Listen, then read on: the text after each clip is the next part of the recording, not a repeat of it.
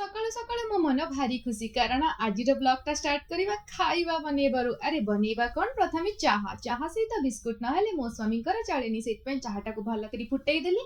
आउ एठी दिटा सुंदरी आलू रखी देछि। आज कौन है ना गाँव आलू पोड़ा खाइबा को मन होतला हेले चुल्ली कोठु आसीबो रे बाबा।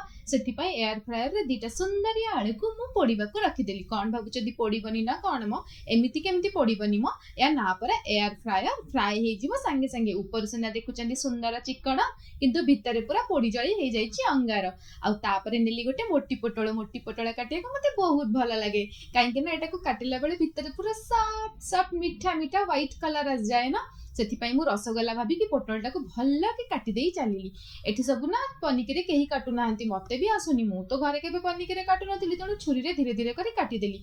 तापरे निंजा हतडी स्टाइल ले नै गली गोटे कळा मोटा बाईगण ताको चक चक करी काटी गोल गोल भाजी देबी। तापरे मने पड़ला अरे अरे लुगा किए सुखेबो जाईकी देखिली बाहर की खरा लो माँ धड़ा सार्टा कुछ के स्टाइल मारिकी सिनेमेटिक स्टाइल ले झाड़ी देली। तापरे सुखेई देली। सेठी गोटे पारा उड़ी जाउतला रे कहतुनी पारा माने जो हैरान कर छाड़ू देखु पखाल थाली रेडी।